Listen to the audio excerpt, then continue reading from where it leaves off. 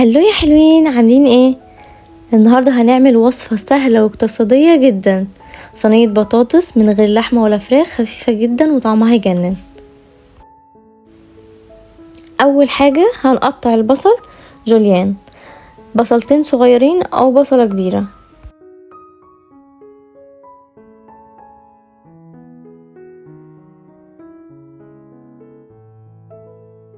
وبعد كده يا حلوين هنقطع البطاطس تقطيع وسط. انا في الوصفة دي عاملة 2 بطاطس بحجم كبير، طبعا الكمية على حسب ما انتوا عاوزين.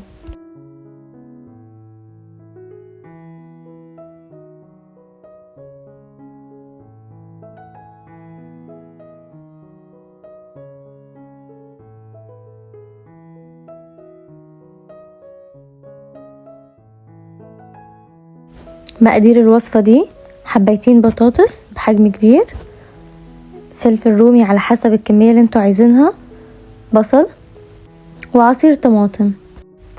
البهارات: معلقة صغيرة كاري، معلقة صغيرة بابريكا مدخنة، معلقة صغيرة فلفل اسود، معلقة صغيرة مرقة فوري، معلقة صغيرة توم باودر، معلقة صغيرة 7 بهارات، معلقة صغيرة ملح.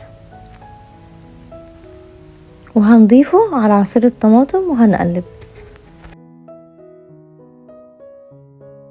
ولو موجود عندنا شوربة فراخ ممكن نضيفها الكمية اللي انتوا عايزينها. لو ما عندناش شوربة ممكن نضيف مية ونزود المرقة. وفي صينية هننزل بالبصل لحد ما يدبل شوية، وبعد كده ننزل بالفلفل الرومي،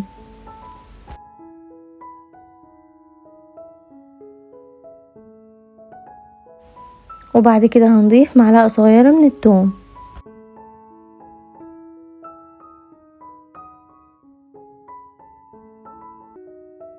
واول ما نشم ريحة الثوم طلعت هننزل بالبطاطس.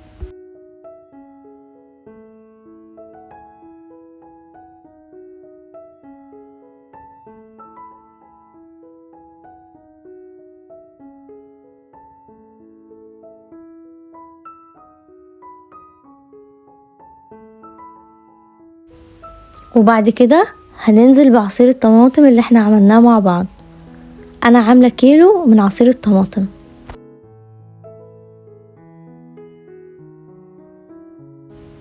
اول ما تيجي تبدأ تغلي معانا هنوطي عليها، وبعد كده اول ما تستوي هنحطها في الفرن على الشواية، هتاخد وش وبعد كده تكون جهزت معانا.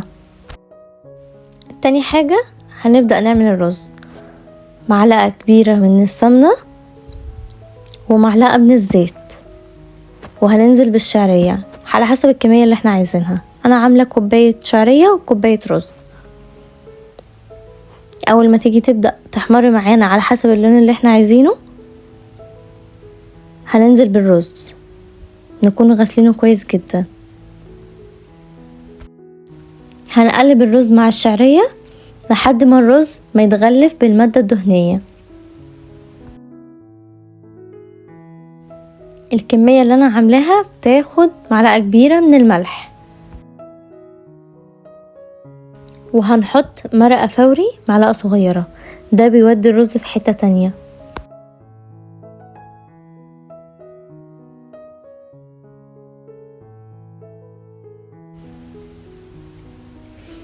وبعد كده هنضيف المية نفس الكمية اللي انا حطاها، يعني فوق الرز بعقلتين من الصباع.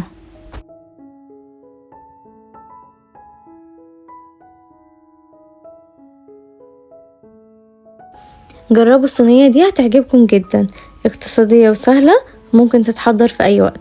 لو عجبتكم الوصفة دي ما تنسوش تعملوا لايك وتشتركوا في القناة. باي باي يا حلوين.